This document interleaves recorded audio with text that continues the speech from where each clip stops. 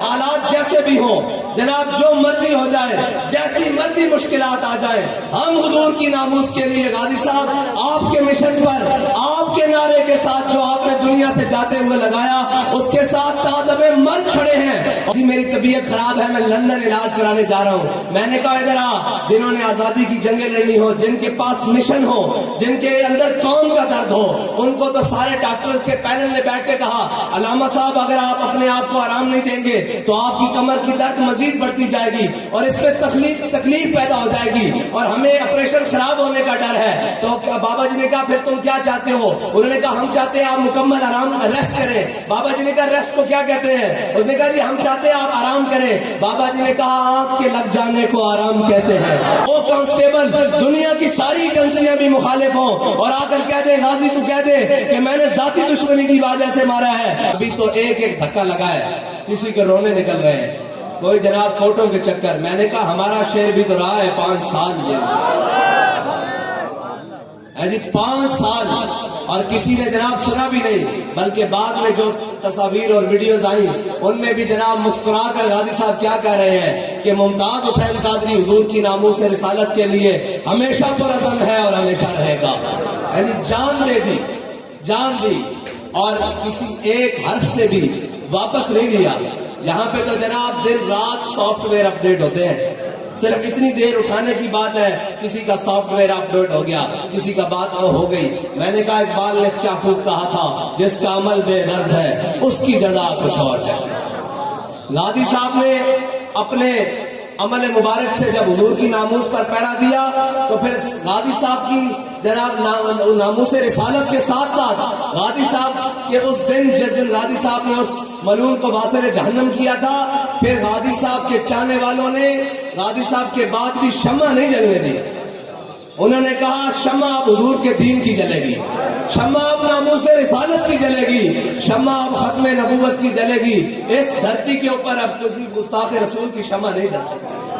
جب سارے منہ چھپا کے اندر بیٹھ رہے تھے، سارے اپنے اور بیگانے سودے کر رہے تھے، سارے جناب پس پردہ جا کر سلام دعائیں اور چائے پیالی اور اپنے سلام دعائیں بنا رہے تھے، اس وقت بھی غازی صاحب کے جان نثاروں نے غازی صاحب کے مشن سے ایک قدم بھی پیچھے نہیں ہٹایا۔ بلکہ اس وقت بھی جب جناب ملک صاحب جناب بابا جی علیہ رحمہ کے پاس گئے تو کہا جناب مایوس ہو چکا ہوں، تو بابا جی نے گردن آگے بڑھا کر کہا تھا مولوی خالد خادم کی گردن حاضر ہے حضور کی ناموس کے لیے، آگے سے کاٹ رہے پیچھے سے۔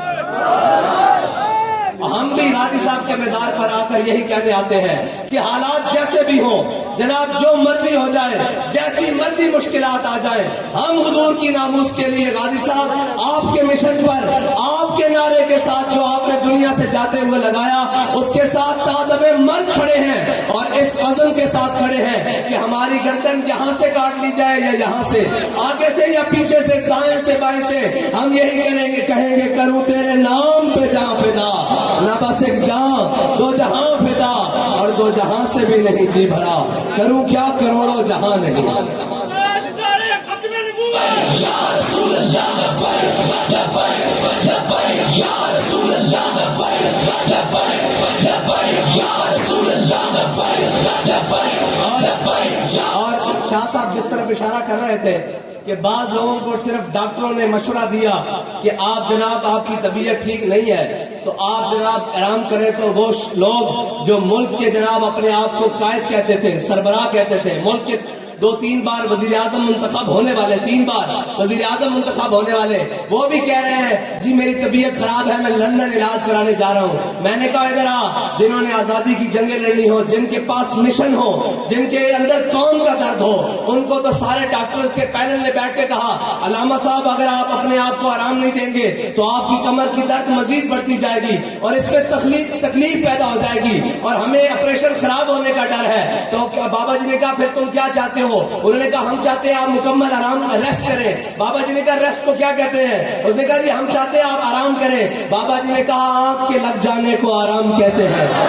آنکھ کے لگ جانے کو آرام کہتے ہیں، جب سے آنکھ لگی ہے مجھے آرام ہے۔